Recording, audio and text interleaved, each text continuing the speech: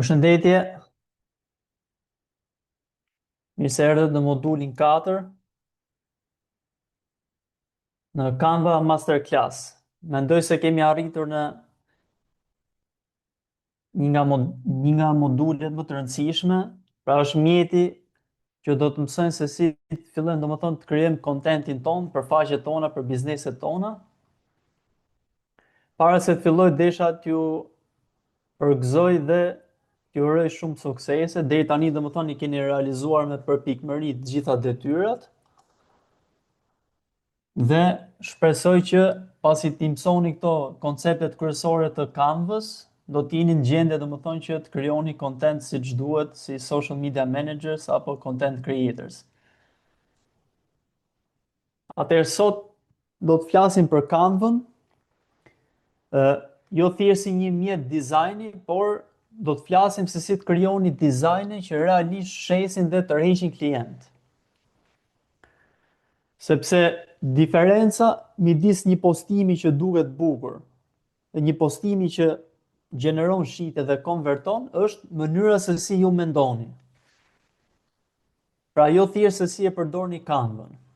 Sot do të flasim për këto konceptet kryesore që janë psikologjia e dizajnit, pra design psychology, konsistenca e brandit, pra si ta ruajmë konsistencën tek postimet që krijojmë, llojet e postimeve që konvertojnë, pra që gjenerojnë shitje dhe kthejnë ato klientët potencial, pra i kthejnë në shitje, dhe si të krijojmë një brand kit. Qëllimi i këtij modulit është pra të kuptojmë pse disa postime të thjeshta bëjnë më shumë shitje se sa disa postime të tjera që mund të duken sikur janë shumë profesionale apo kanë shumë element, por nuk gjenerojnë shitje.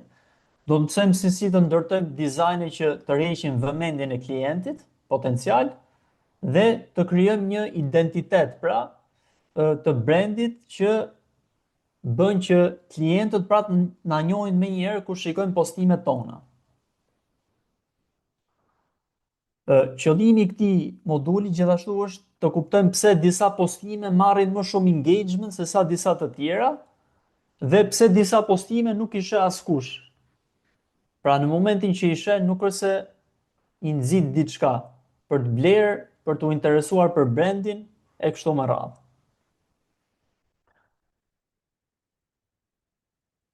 Gabimi më i madh që bën shumica e njerëzve është që mendojnë se ok, tani po bëj një dizajn të bukur dhe do të shes, por kjo është e gabuar. Sepse pa pasur ato informacionet kryesore që duhen dhe ato që nxisin, pra që e tërheqin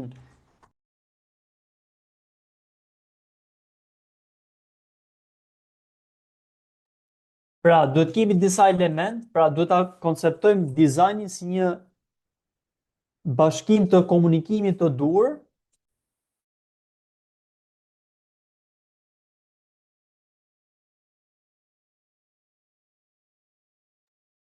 pra dizajni nuk është thjesht një postim i bukur, por është një komunikim me klientin dhe të kuptosh psikologjinë e klientit.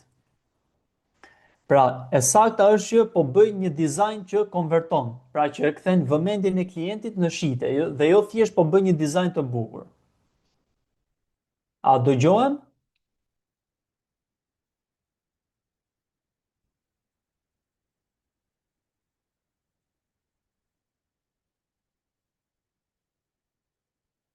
Okej, se kisha një problem.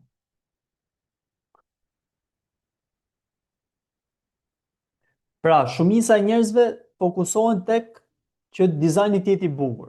Por në fakt askujt pra nuk i intereson se sa i bukur është postimi yt, por çfarë përfitojnë njerëzit nga ky postim. Pra, përfitojnë vlerë, një zgjidhje për një problem të caktuar apo diçka që i ndalojnë scrollin. Psikologjia e dizajnit, pra baza se çfarë duhet të kemi parasysh. Truri i njeriu vendos brenda 3 sekondave. Pra, në momentin që një njeri ndalon tek postimi juaj, brenda 3 sekondave ai vendos se çfarë të bëjë. Njerëzit lexojnë pra në këtë rend, nëse do ta marrin sipas rëndësisë, në fillim kapin atë vizuale, pra çfarë shohin, e dyta që merr rëndësinë është titulli, pra çfarë titulli kemi, dhe e treta është detajet e postimit. Pra në këtë rend ne do të jemi në gjendje që ta kapim vëmendjen e audiencës dhe ta kthejmë atë në të interesuar. Pra nëse nuk e kapim vëmendjen, atëherë do ta humbim dhe klientin. Përpara se të krijojmë postime, duhet kemi parasysh që ka disa lloje ngjyrash, pra ngjyrat kanë kuptime të ndryshme. Pra secila ngjyrë ka një qëllim të caktuar që ne do ta përdorim në postimet tona. Për këtë mund të mësoni kudo në internet, edhe në YouTube apo në Google apo kudo, domethënë, ideja është që çdo ngjyrë ka një qëllim të caktuar. Pra për shembull, e kuqja tregon urgjencë. Pra është diçka që është urgjente, ose për të përshkruar një ofertë, për të prezantuar një ofertë. Pra kjo është ajo që e kap vëmendjen e audiencës. Bluja për shembull ka të besimit. Pra ndërton besimin, rrit besimin tek audienca dhe tregon që është diçka profesionale. Pra identifikohet si diçka profesionale. Jeshilja mund përdoret për shembull për postime që janë për shëndetin ose për produkte natyrale apo diçka të tillë. E zeza mund prezantohet si diçka që është luks, pra një postim që është për një produkt ose shërbim që është premium. Pra gjithmonë duhet pyesim veten çfarë ndjenje duhet ti japim klientit, pra çfarë emocioni duhet ndjej ai domethënë kur e sheh postimin ton. Pjesa tjetër që do të prekim është pjesa e fonteve. Pra, fontet janë llojet e shkrimeve që ne përdorim tek postimet tona. Pra, është gjë shumë e rëndësishme sepse fonte të ndryshme përdoren për shembull për titujt, fonte të ndryshme përdoren për informacione, pra për detajet. Pra, janë shumë të rëndësishme. Ideja është që nuk do të përdorim shumë fonte në një postim. Pra maksimumi duhet përdorim 2 fonte, sepse duke përdorur lloje të ndryshme, më shumë se 2, atëherë humbet dhe interesi tek audienca dhe bëhet diçka e bezdishme për syrin e njeriut. Pra sa më i thjeshtë të jetë postimi dhe sa më pak lloje shkrimesh të ketë, atëherë aq më të rrezikshëm do të jetë dhe aq më profesional do të jetë si postim. Kur përdorim shumë fonte, ne dukemi si amator dhe postimi pra e bën klientin ose audiencën konfuz kur e shikon. Pjesa tjetër është edhe diçka për fontin, është që ta ndajmë për shembull tek titulli përdorim një lloj fonti, ndërsa për tekstin një lloj fonti tjetër. Dhe kjo është diçka shumë e rëndësishme. Pjesa e white space-it, pra është dizajni clean. Çfarë quhet një dizajn clean? Është një dizajn i cili ka pak informacione, pra nuk do ta mbushim postimin me gjithçka çfarë na duhet neve, sepse jo të gjithë informacionet duhet ta hedhin tek imazhi që ndërtojmë, pra tek imazhi që krijojmë. Mund ta përdorim tek pjesa e captionit ose tek momente të tjera të faqes tonë, domethënë në pozicione të tjera. Pra nuk duhet ta mbushim postimin me gjithçka çfarë kemi në mendje. Duhet të lëm hapësira bosh, pra kjo është e rëndësishme sepse nuk humbet interesi dhe vëmendja e audiencës dhe fokusi pra duhet të jetë tek mesazhi kryesor. Sa më pak elemente, sa më pak informacione, aq më i fortë bëhet mesazhi dhe aq më tërheqës është postimi. Hapësirat bosh që lëm tek postimet janë shumë të rëndësishme sepse i japin frymë dizajnit, si themi. Dhe sa më i thjeshtë jetë postimi, atëherë aq më tërheqës do të jetë. Pra, nuk duhet kemi frikë ta lëm postimin thjesht, dhe të mendojmë që okay, vendosa pak gjëra dhe tani ky nuk do të jetë një postim profesional. Është e kundërta sepse një dizajn i thjeshtë pra një dizajn i thjeshtë me pak elemente është i thjeshtë për të kuptuar nga audienca. Kjo është ideja. Konsistenca e brandit. Pra, qëllimi është që njerëzit të njohin postimin tuaj pa e parë fare emrin. Pra, në momenti që një person dalon për shembull në Instagram ose në TikTok dhe sheh një dizajn pa e parë emrin e faqes, kjo tregon që ju keni ndërtuar një brand të caktuar dhe njerëzit ju njohin. Pra, kur e shohin një postim, kur shohin ngjyrat, pra stilin, ngjyrat dhe emocionin që sjell postimi, atëherë kjo tregon që ata janë të familiarizuar me brandin tuaj dhe ju njohin. Pra qëllimi është që dikush ta shohë postimin dhe të thotë, ok, ky postim është i Rej Seferit ose është i Ilir Nezirit. Pse është e rëndësishme kjo gjë? Sepse rrit besimin e brandit. Pra duke qenë konsistent, atëherë tregojmë që brendi është serioz dhe krijon kontent vazhdimisht në këtë linjë. Brendi duket profesional, pra tregon që domethënë i ke kushtuar rëndësi dhe e ruan atë linjën tënde dhe origjinalitetin tënd dhe brendi mbahet mend.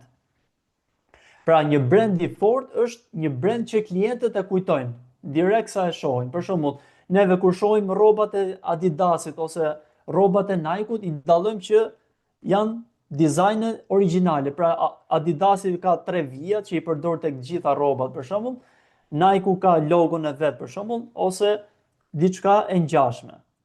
Pra, në momenti që ne lidhim brandin me një stil të caktuar apo me një ngjyrë të caktuar apo me një element të caktuar, me një logo, atëherë kjo është konsistenca që ne do të ndjekim tek brandi jon. Dhe kur je konsistent, njerëzit domethënë të njohin më shumë, krijojnë atë besimin, rrisin besimin dhe ju dukeni më profesional. Dhe në marketing domethënë besimi është e gjitha. Në momentin që kemi besimin, atëherë do të rrisim brandin ton dhe do të rrisim dhe shitjet. Pra një brand i fortë është një brand që klientët e kujtojnë. Tani po zgjatem pak te kjo pjesa se janë këto konceptet kryesore domethënë, pastaj kalojmë tek pjesa se si ti implementojmë tek Canva. Llojet e postimeve që konvertojnë janë postimet edukuese. Shumica e brandeve dhe shumica e biznesave i përdorin këto sepse jo vetëm që shpërndahen nga njerëzit, por rrisin dhe atë besimin tek brandi. Postimet që janë për shembull problem dhe zgjidhje, pra japim dhe problemin dhe zgjidhjen në të njëjtin postim. Postimet që janë before dhe after, para dhe pas, pra janë shumë të forta sepse tërheqin vëmendjen dhe japin një zgjidhje të caktuar për një problem të audiencës. Testimonials ose review për shembull të klientëve janë ato që rrisin besimin dhe që gjenerojnë shumë shitje, që mund të përdoren edhe për reklama, pra gjenerojnë shumë shitje. Dhe ofertat që i shohim dhe që shesin direkt. Si do të jetë formula e një postimi që shet? Pra struktura e një postimi që shet është kjo, është hooku, është vlera, value dhe call to action. Pra siç e kemi parë edhe tek skriptet e videove, apo edhe tek pjesa e storytelling, po edhe tek postimet duhet të jetë një strukturë e caktuar që klienti domethënë ta shikojë postimin dhe kjo të konvertohet në shitje. Pra duhet të ketë hookun, ato që tërheq vëmendjen, mund të jetë titulli ose mund të jetë një pamje tjetër ose një element tjetër, është pjesa e vlerës, pra është informacioni që tregojmë që jep zgjidhjen për problemin dhe call to action, pra është ajo çfarë i kërkojmë në fund klientit ose audiencës të bëj në fund të postimit. Pra një shembull është nuk po rritesh në Instagram, kjo mund të jetë titulli për shembull.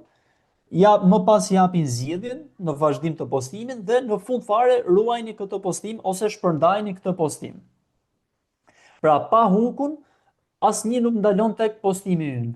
Pa vlerën, pa value, nuk ka arsye që personi ose audienca t'ju ndjeki, pra kjo është arsyeja që audienca na bën follow dhe na ndjek vazhdimisht dhe i sheh dhe angazhohet me postimet tona dhe pa call to action, pra thirrjen për veprim, atëherë ato nuk ndërmarrin aksion, pra nuk bëjnë like, nuk bëjnë save, nuk e shpërndajnë postimin e të tjerë.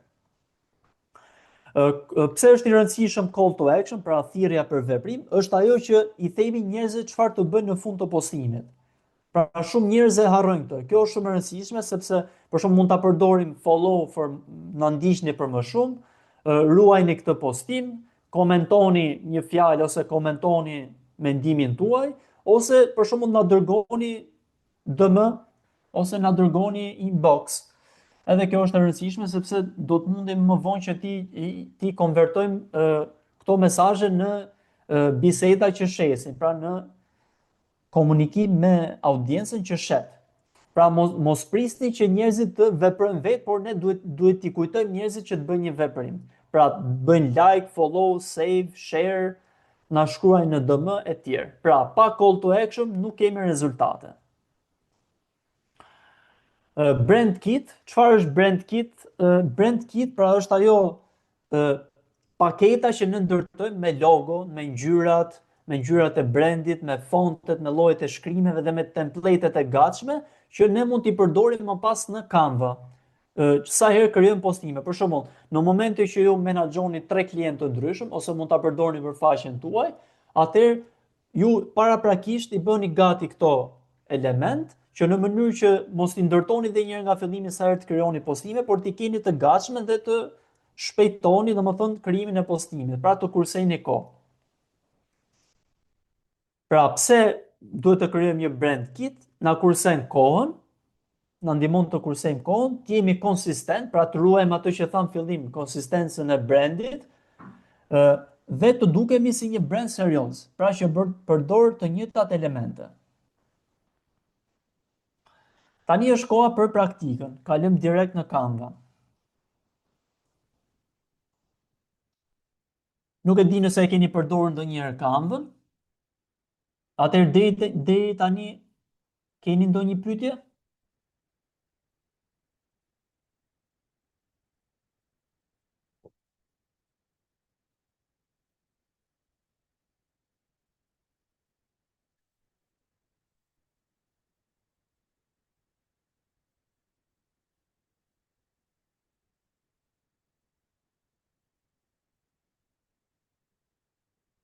Okej, a ka krijuar ndonjë nga ju në PC ose në laptop dizajn me Canva?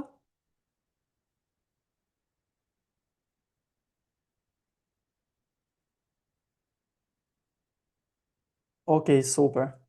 Për Instagram apo e keni përdorur për postim me template të gatshëm apo thjesht nga zero?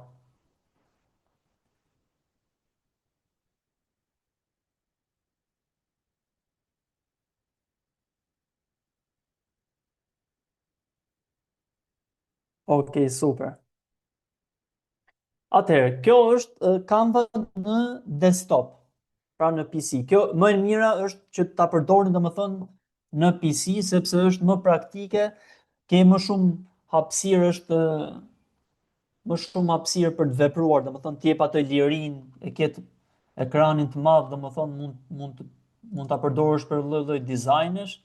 Kjo është pra kjo është faqja kryesore e Canvas. Nëpërmjet Canvas ne mund të gjenerojmë postime, mund të krijojmë video, mund të krijojmë prezantime, pra kemi disa lloje formatesh dhe postimesh të ndryshme apo materialesh të ndryshme që mund të krijojmë, pra është një program i shumë lloj, pra ka një variacion dizajnesh që mund të krijojmë. Për shembull, kur krijojmë te Create, ne kemi shumë lloje postimesh, pra prezantime, kjo është për social media, pra për stories, për postime, për karusel, e tjerë, për video, për dokumente të ndryshme, mund të krijojmë sheets, mund të krijojmë website bazike, domethënë thjesht si landing pages, mund ta përdorim për template e emailësh, pra mund të themi që Canva është një aleat shumë i fuqishëm i digital marketing, sidomos për social media managers, sepse është shumë praktik dhe të jep shumë mundësi për të krijuar dizajne. Sot do të flasim për postimet kryesore që mund të krijojmë. Atëherë, ky është paneli.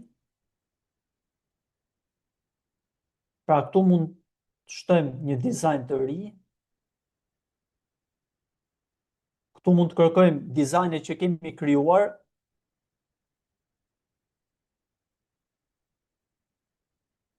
Këtu mund të filtrojmë, domethënë tipet e postimeve, për shembull imazhe,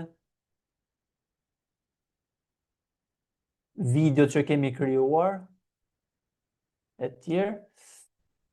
Këtu shikohen userët, pra ideja është që nëse ju do ta përdorni Canva në vazhdim, për faqet tuaja, po qoftë edhe për bizneset që do të menaxhoni, e mira është që ta bëni me pagesë, sepse ju jep atë lirinë e plotë që ti përdorni të gjitha materialet dhe të gjitha templatet që ka Canva. Po edhe nëse nuk dëshironi, keni dhe versionin free, domethënë, që gjithsesi ka shumë materiale që mund t'i përdorni. Pra këtu janë gjitha postimet që ju keni krijuar, shfaqen këtu. Këtu kemi panelin që këtu krijojmë domethënë dizajne të reja. Për shembull, ju mund të krijoni Instagram. Pra për Instagram ju nxjerr të gjitha llojet e formateve që ju duhen. Për shembull, këto janë të gatshme që ju i keni direkt dhe i shkarkoni që ti përdorni për postimet. E rëndësishme është që ju të filloni t'i dini domethënë formatet që duhen qoftë për Instagram edhe për Facebook, për LinkedIn, pra për të gjitha rrjetet sociale. Pra si që shikoni këtu 3x4, për shembull 1080 piksel me 1440. Pra është është kjo forma që ka postimi dhe si shfaqet në Instagram. Pra këtu mund t'i gjeni të gatshme, pra Instagram post, kjo është katrore, pra square, Instagram story, Instagram reel, pra për secilin nga këto formate, ju mund të gjeni template të gatshme që i përdorni direkt ose mund t'i krijoni nga zero. Atëherë, këtu kemi atë brand kitin që folim pak më përpara. Pra, këtu mund të krijojmë logon ton, ose mund të vendosim logon ton, këtu vendosim ngjyrat që kemi, fontet që kemi, pra që do të identifikohemi si brand, fotot, grafikat, ikonat që t'i ruajnë domethënë të gatshme dhe mund t'i përdorim më vonë.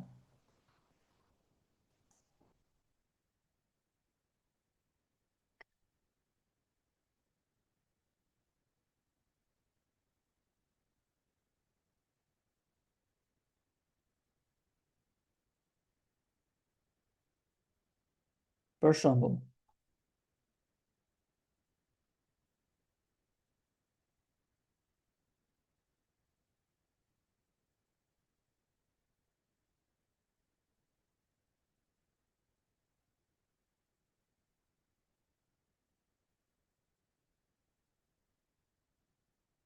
e zejmë se kjo është për shembull logo jon.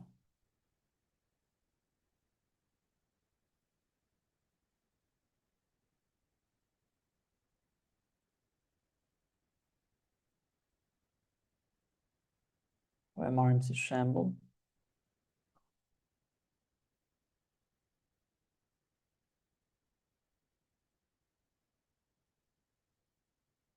Tu vendosim logon.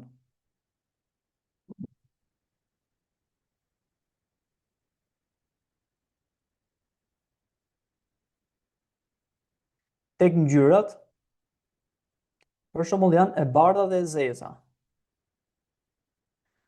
Duke klikuar te kjo ngjyra, ne mund të vendosim një ngjyrë tjetër, për shembull. Këto do të jenë ngjyrat që ne do të përdorim tek dizajni jon, për shembull. E bardha, edhe kjo mund ndryshohet.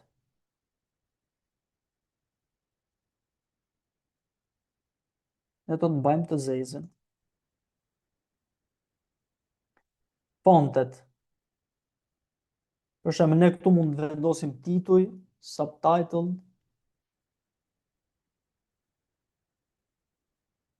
Pra tek titulli vendosim një lloj fonti, për shembull Poppins. Pra këto janë llojet e fonteve që Canva i ka të gatshme. Por ne mund të bëjmë, kemi dhe mundësinë që të bëjmë upload një font të ndryshëm që mund ta shkarkojmë nga webi, për shembull, dhe vendosim këtu. Po besoj se Canva i ka domethënë ato kryesore që ne mund t'i përdorim sipas brandit që ne kemi. Pra për shembull tek titulli Poppins, lloji pra i fontit Poppins. Si shtam dhe më përpara, e rëndësishme është që të kemi dy lloje fontesh që t'i përdorim në mënyrë që dizajni të jetë më i thjeshtë dhe njerëzit na njohin më kollaj.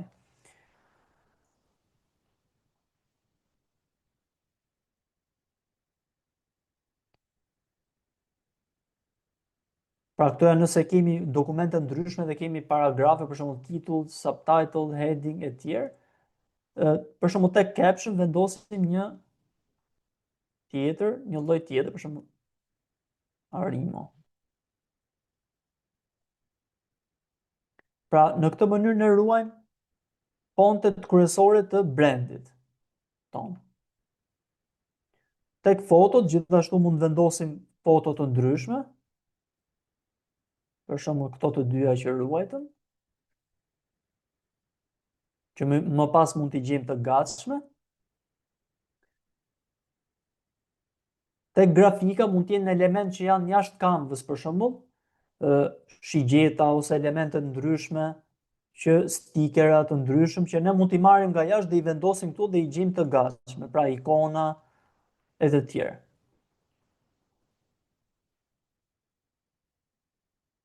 Pra në këtë mënyrë, këtu mund ta editojmë pra emrin e brandit.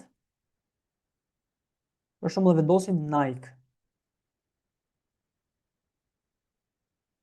Dhe e ruajmë. Atëherë shkojmë edhe një herë tek home. Siç e dim, domethënë Canva pra ka shumë përdorime, por një nga elementet kryesorë që Canva ka vendosur është dhe pjesa e AI. Pra, ne mund të inkorporojmë dhe mund të implementojmë grafika të ndryshme dhe modifikime të dizajneve tona nëpërmjet inteligjencës artificiale që do të na ndihmojë brenda postimeve. Atëherë konkretisht që mos të mbasim dhe kohë, ne do të fillojmë tek kalimi i krijimit të postimeve tona. Për shembull, do të krijojmë një postim në Instagram.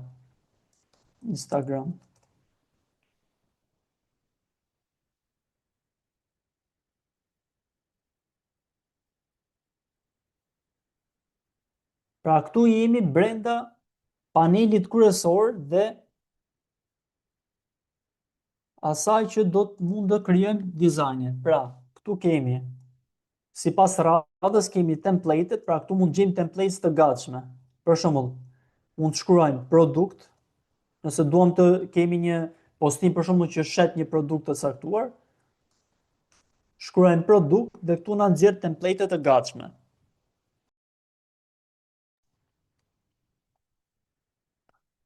Pra,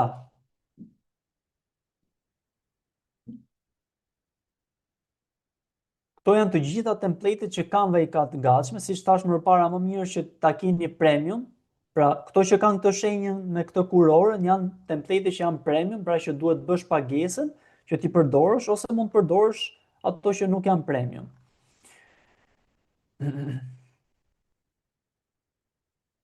Pra, këtu janë template-et e gatshme që ne mund t'i përdorim.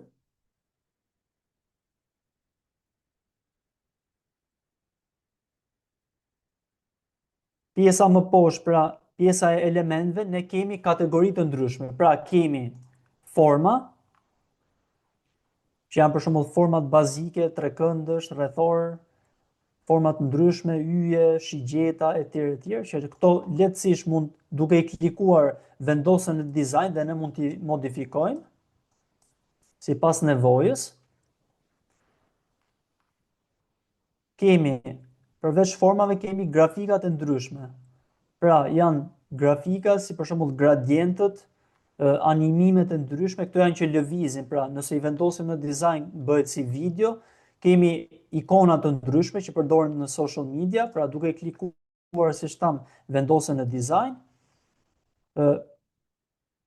Dhe koleksione të ndryshme, pra këto janë elementë të ngjashëm që vendosen brenda një dizajni, që i vendos vetë Canva, domethënë i grupon. Në vazhdim kemi elemente që janë 3D, për shembull animime të ndryshme, këtu janë foto, pra ne kërkojmë foto të ndryshme, të cilat i vendosim sipas dëshirës në dizajnin ton. Mund vendosim forma të gatshme, pra për shembull një formë rrethore brenda së cilës ju mund të përdorni një foto të caktuar që ta fusni brenda kësaj formës, domethënë, e cila mund modifikohet edhe kjo sipas dëshirës. Pra të gjitha këto janë ato që të krijojnë mundësinë dhe të japin mundësinë që të përdorësh elemente të ndryshëm për të pasuruar dizajnin tënd. Këto janë për shembull template të gatshme, për shembull një ekran brenda së cilit ne mund vendosim një screenshot që ta përdorim për review ose për testimonials, janë forma të për shembull të ekraneve të laptopeve apo PC-ve që i gjen të gatshme në Canva, korniza të ndryshme, edhe këto format, pra janë për shembull edhe shkronja të cilë brenda cilave, pra të gjitha këto, brenda të gjitha këtyreve mund vendosni foto që janë në Canva dhe i përdorni brenda dizajnit tuaj. Pra këto ishin kornizat, ka grids për shembull që janë të ndarë në 3 copë, 4 copë, në forma të ndryshme që modifikohen.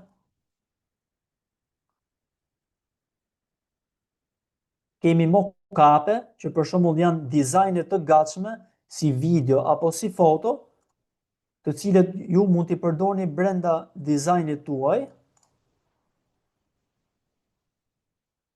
Pra duhet vendosim një foto brenda kësajt, në mënyrë që të kalohet direkt tek dizajni.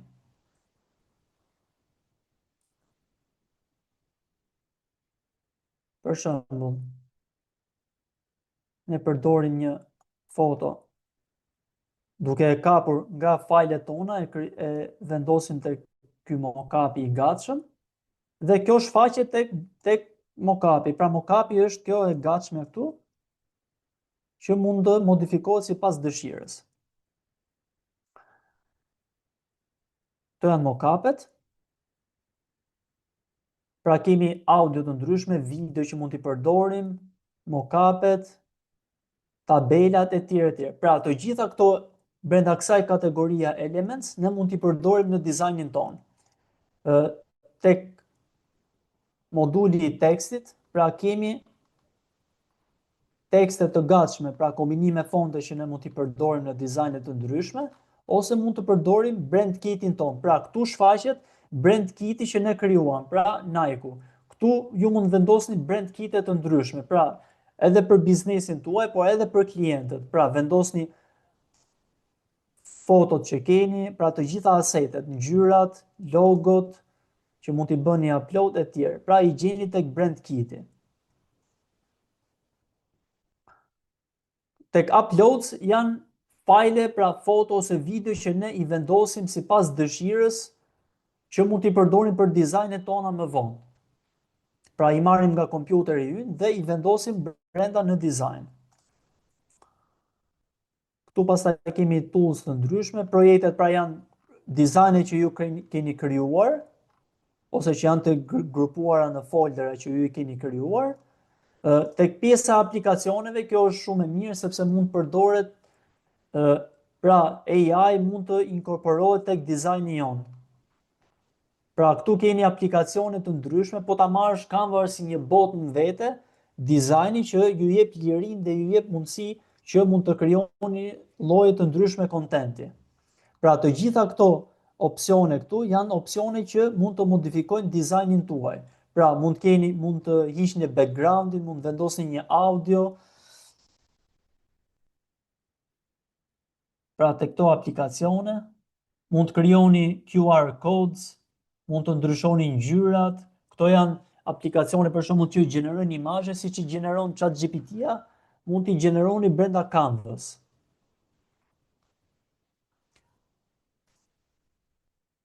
Pra konkretisht për shembull, kjo është që duhet ta bëni në anglisht, domethënë nuk e suporton atë shqipen. Për shembull, create a shoe design with white and black. Pra kjo është sipas dëshirës tuaj, sipas imagjinatës. Pra ju e bëni create. Me sa duket është nga që nuk është bërë. Për momentin nuk e përdor kam dot këtë.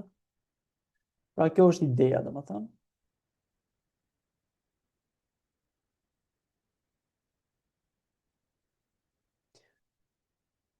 Pra këtu ishin aplikacionet. Mund të bëjmë blur, mund të krijojmë emojis, mund të krijojmë mock-up-e tonat. Këtu gjejmë foto të ndryshme që ne mund t'i përdorim në dizajne, pra që mund t'i modifikojmë sipas dëshirës.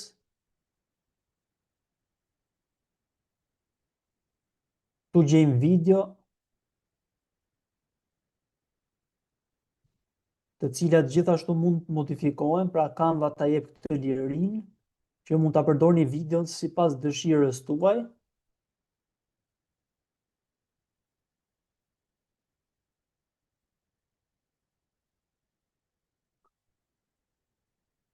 Tu kemi backgrounde të ndryshme.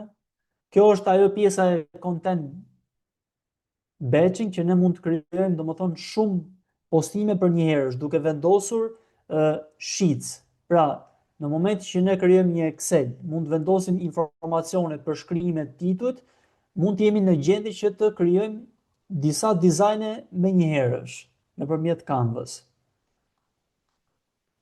Këtu më pas vazhdojnë aplikacionet që ne kemi përdorur. Atëherë, le të futemi konkretisht në krijimin e një dizajni, pra në dy mënyra. Në mënyrën e parë duke përdorur template, pra dhe njëherë marrim një dizajn të gatshëm që ne mund ta modifikojmë, pra klikojmë këtë për shembull, duke krijuar tek template, ne direkt e pasqyrojmë tek fusha e bardhë, pra tek dizajni jon.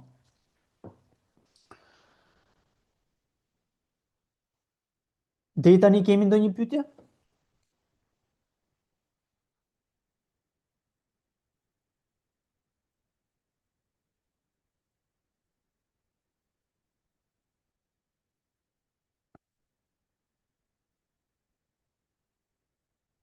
Okej.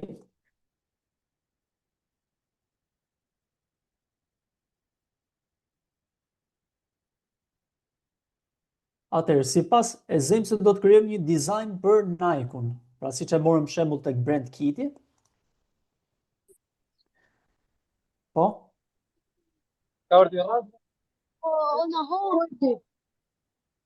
Alla hipla tamam. Okej.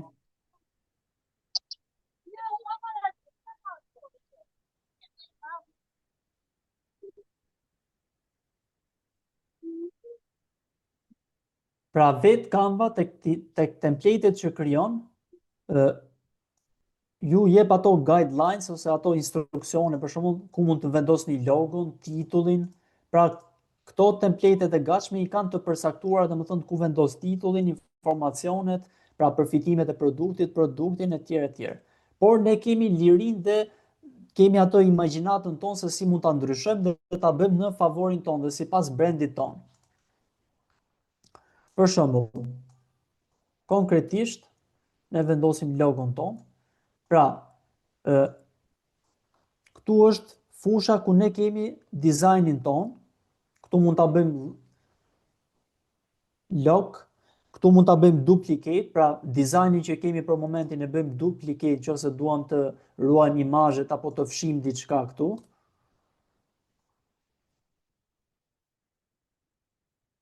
Për shembull, pra informacionit i ruajmë këtu pastaj fillojmë nga fillimi. Këtu kemi ato që e fshin, këtu mund të krijojmë një faqe të re bosh, ku mund të jetë një faqe e re e postimit, pra nëse është karusel ose duam të ruajmë diçka. Këtu kemi opsionin tek shigjetat, pra që kjo faqe e dizajnit të kaloj sipër ose të kaloj poshtë. Pra dizajni është në këtë rend, page 1, 2 dhe 3, pra.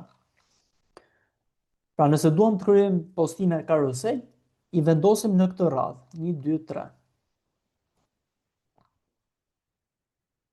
Pra vazhdojmë me dizajnin ton. Pra në momentin që ne bëjmë upload logon dhe e vendosim, mund ta gjejmë tek uploads, e vendosim në dizajn duke e klikuar dhe këtu kemi lirinë që ta ndryshojmë. Për shembull, tek ky paneli këtu sipër, tek ky shirit i bardh, kemi disa opsione. Opsioni edit hap një faqe të re ku ne kemi disa komanda të ndryshme dhe aplikacione të ndryshme që mund të modifikojnë këtë foton që ne kemi këtu. Për shembull, tek kjo këtu mund të ndryshojmë ngjyrat, kontrastin pra. Këtu mund të ndryshojmë ngjyrat e dizajnit, e bëjmë reset, pra ta kthejmë në pozicionin fillestar.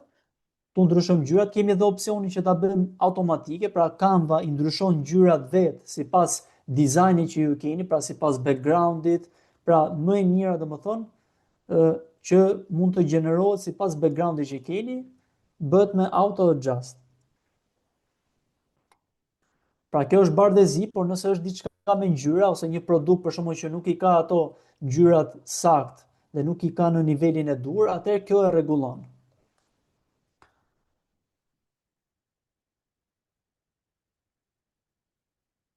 Pra këtu kemi opsioni që e bëm auto adjust, e bëm reset. Tu kemi ato aplikacione pra që mund të modifikojmë foton. Këtu kemi background remover, pra kjo është ajo që na duhet neve. Pra me që dizajni jon ka këtë ngjyrën që është ndryshe nga e bardha, ne duam që të mbajmë vetëm këtë pjesën e zezë të logos. Në këtë mënyrë ne shkojmë tek edit dhe bëjmë background remover. Dhe Canva automatikisht lë vetëm pjesën që është logo.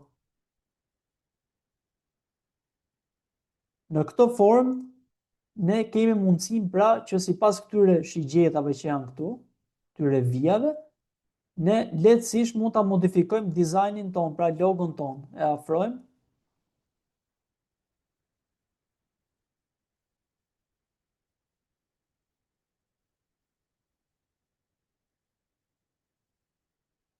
Pra vendosim vetëm kufirin ku është elementi jonë, që është kjo e Nike-ut këtu.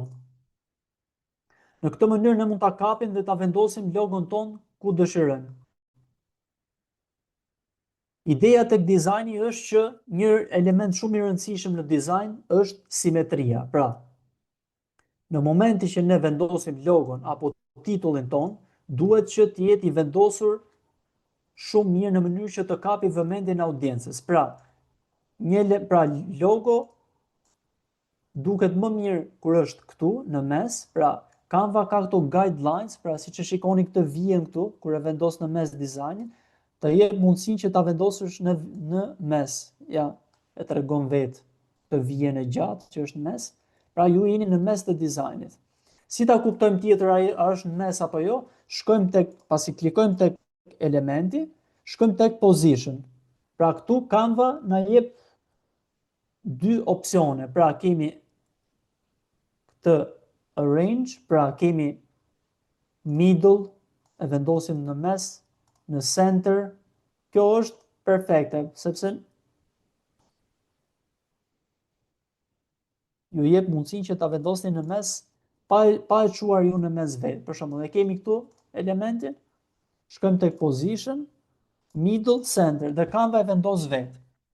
Mund ta çojmë në top left, right bottom, pra në këtë sens e vendosim sipas këtyre. Te kjo pjesa advanced kemi mundësinë që të ndryshojmë pra përmasat e këtij elementit. Pra nëse është elementi kaq i madh,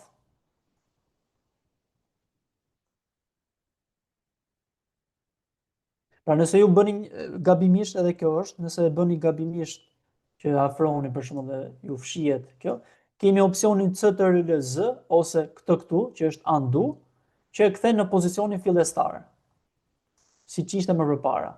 Pra nëse çojmë gabim kështu, e bëjmë CTRL-Z ose këtë sipër dhe e kthen në pozicionin fillestar. Pra e vendosim në mes dhe në middle dhe këtu te ky paneli këtu mund të kemi lirin që ta vendosim për shembull.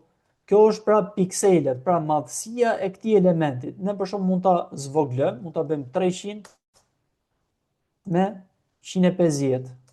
Sipas, sepse kjo është foto dhe ndryshon, por mund të jetë një element tjetër që ju mund ta bëni nga të madh të vogël ose nga vogël të madh, pra sipas nevojës.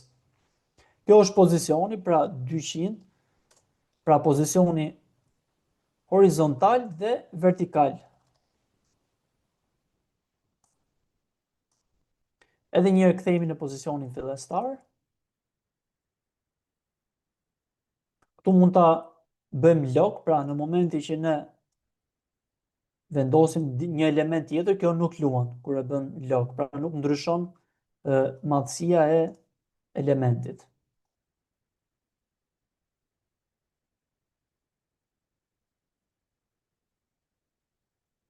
Okej, tek pjesa e layers, pra kemi shtresat e elementëve të dizajnit. Pra, këtu janë shtresat. Kjo që është më sipër është ajo që shfaqet sipër elementëve të tjerë. Pra, nëse ne vendosim elemente të tjera, për shembull, forma të ndryshme, kemi 1, 2, 3, 4.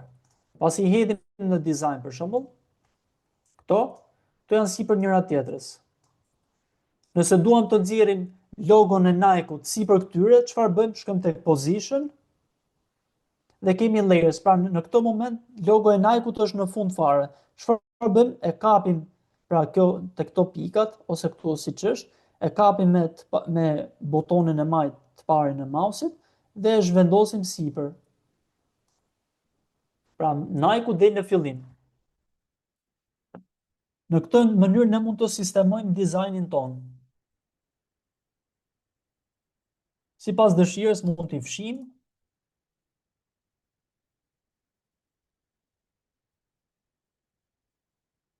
Pra këtu mund të kapim elementin dhe ta çojmë sipas dëshirës. Te ky opsioni tjetër, për shembull, atëherë duke mbajtur CTRL-n shtypur dhe rrotën e mouse-it, atëherë ne jemi në gjendje që të afrohemi tek dizajni, nëse është diçka shumë e vogël që duam të afrojmë dhe ta shikojmë nga afër, ose mund të largohemi.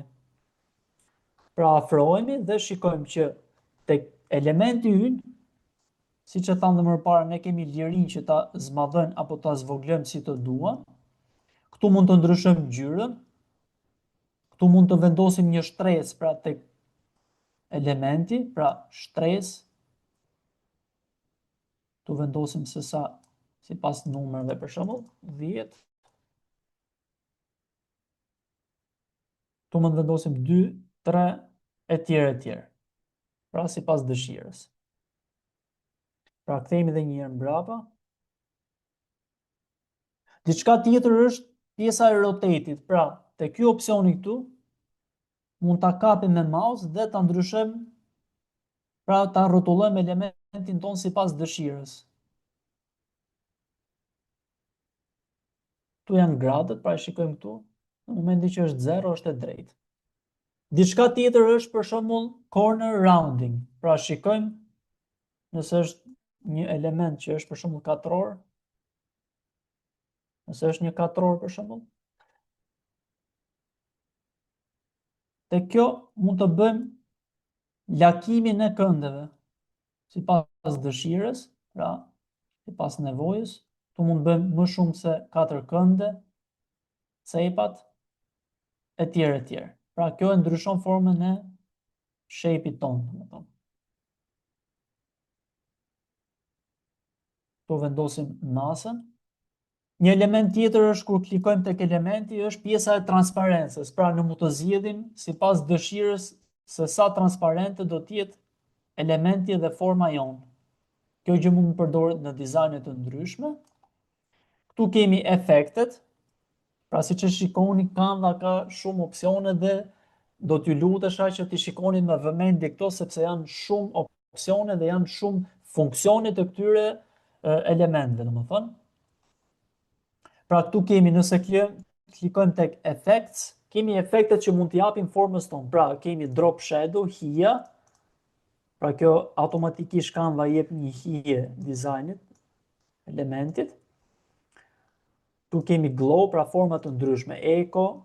Këto janë të gjitha që janë lehtësisht të manipulueshme, pra i vendosim këtu intensitetin që ka, hija që do vendosim, pra drops, crown, pra direksioni nga do e vendosim, masa e hijes, bluri, sa transparente do t'jetë, sa blur do t'ketë, transparenca këtu poshtë, dhe ngjyra që sipas dëshirës mund ta modifikojmë, të bardhë për shembull, zezë.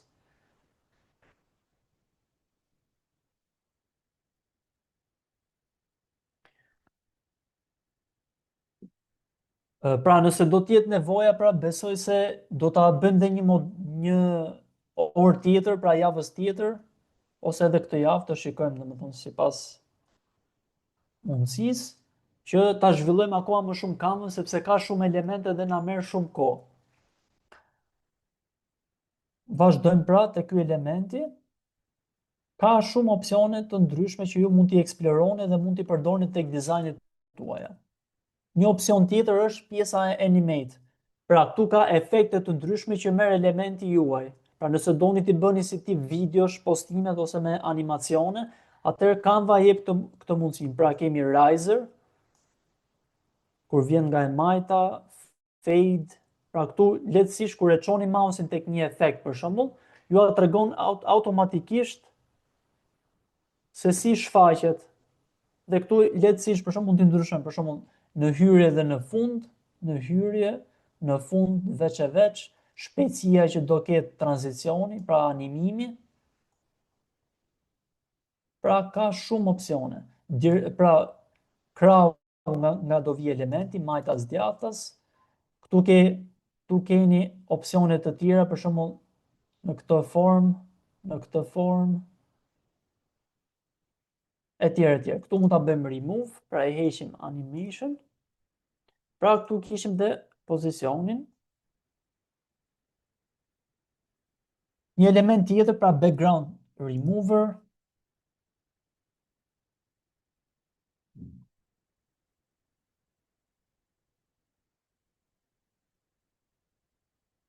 Marrim dhe një këtë. Pra pozicioni, animate.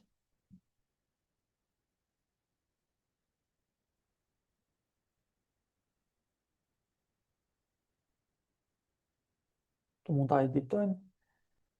Pra diçka tjetër tek logo, për shembull, nëse është imazh, tu kemi këto opsione të tjera, pra corner roundin që e shpjeguam.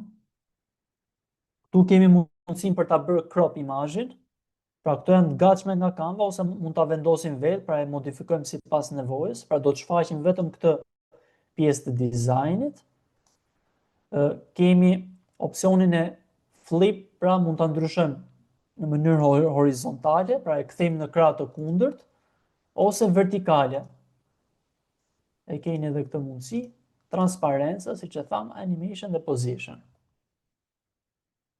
Në vijim do të vazhdojmë me dizajnin tonë. Pra, kemi logon, një element kryesor i postimit, pra mund ta vendosim këtu.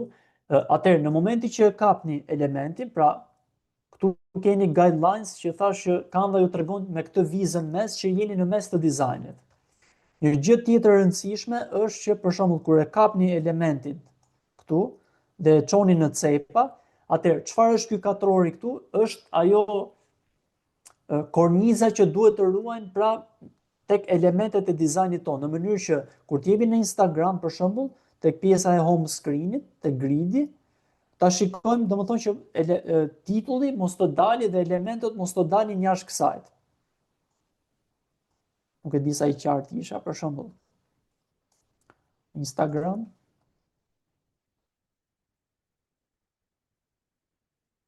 Për shembull, në momentin që krijojmë një dizajn, për shembull tek kjo këtu, guideline-i çfarë bën? Na ruan këtë mesin ton, pra që në çdo lloj pajisje që të hapet ky dizajni, mos të dalë titulli jashtë kësaj këtu, për shembull. Ne ta hapim kollaj. Pra, ai katrori na ruan që elementet i shfaqen në mes të dizajnit. Pra, kjo është ajo që e përcakton këtë. Pra, vendosim logon për shembull në mes.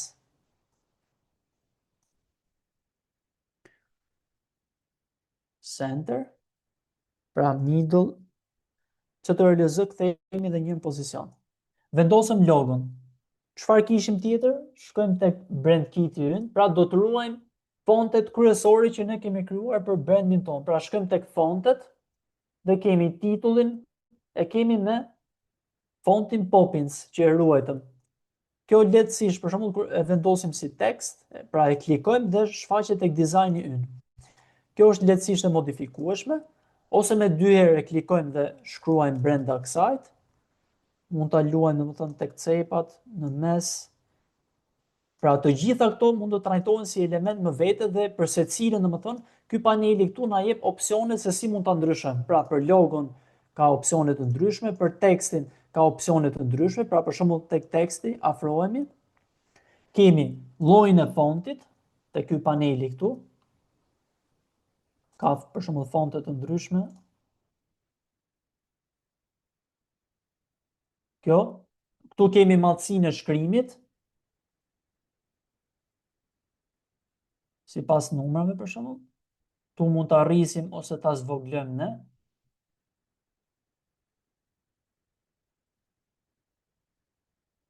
Tu kemi ngjyrën, pra ndryshojmë ngjyrën e fontit ton dhe e titullit ton. Pra, në momenti që duam të ndryshojmë ngjyrën, për shembull, çfarë bëjmë? Tek BrandKiti që kemi krijuar, kemi ato të gatshme, pra ngjyrat e gatshme të brandit ton. Pra shkojmë tek ngjyrat dhe kemi kush ishin e bardha dhe e zeza. Pra kemi të bardha dhe të zezën. Dhe bëjmë, pasi e klikojmë, e bëjmë apply to tek faqet tona. Pra klikojmë dhe njëherë tek teksti. Nëpërmjet këtij shiriti poshtë vendosim se si do të shfaqet dizajni, edhe njëherë afrohemi, pra klikojmë dhe njëherë këtu.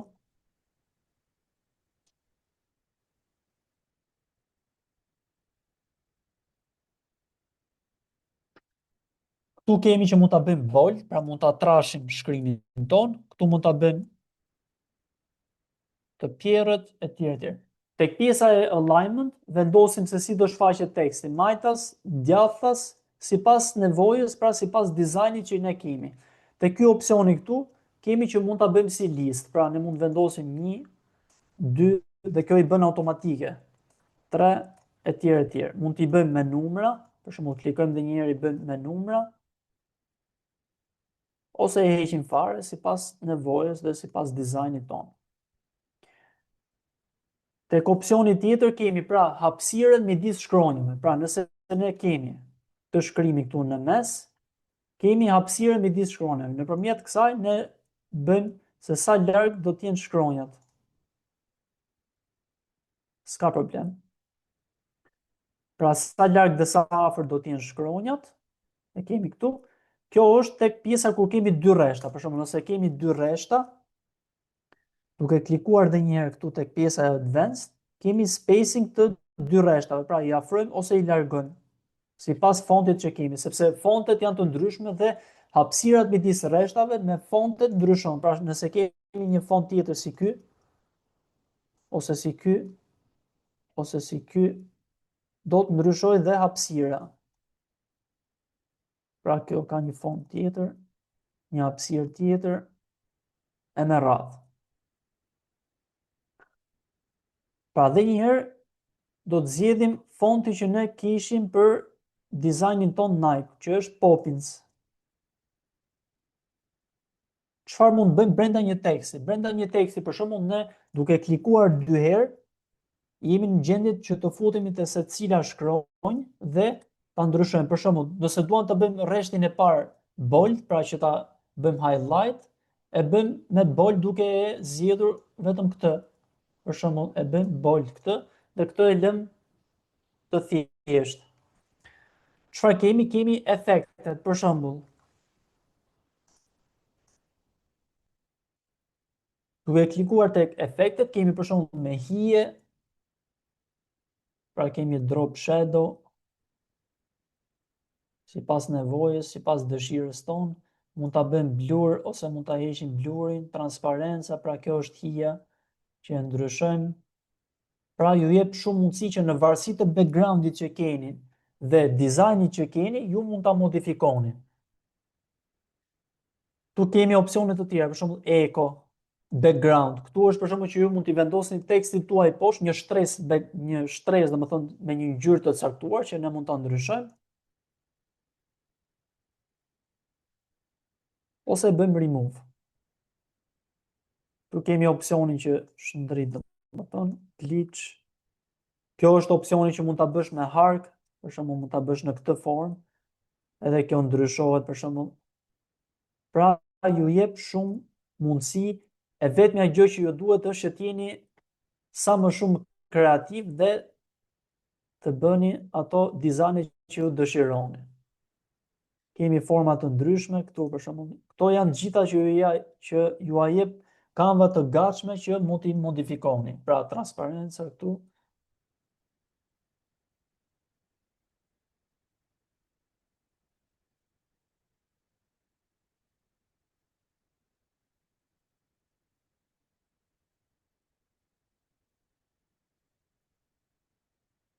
Kthehemi edhe një herë në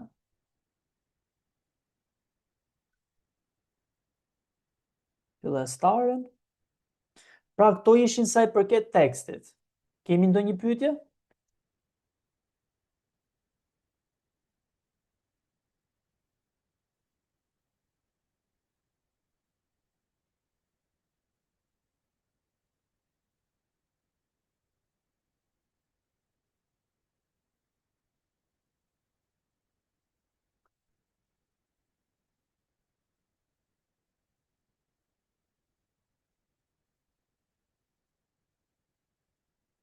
Okej, në rregull.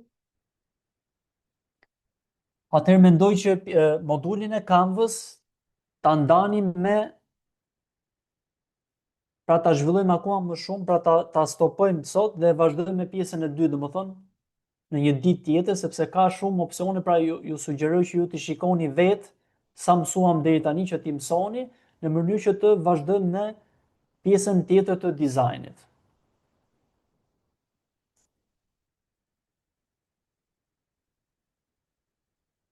Sepse edhe duke pasur shumë informacione për një herë, domethënë nuk do i fiksoni, kështu që në këtë mënyrë mendoj që ta zhvillojmë dhe ta zgjasim, sepse do të jetë një modul shumë i rëndësishëm dhe që duhet të mësoni të gjitha këto funksione, domethënë. Okej, nëse edhe ju jeni dakord, atëherë e mbyllim për sot dhe vazhdojmë në orën e radhës me modulin e Canvas.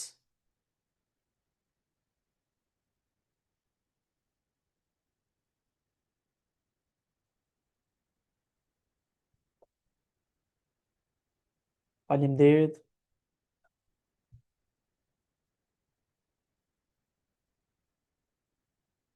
Natën e mirë.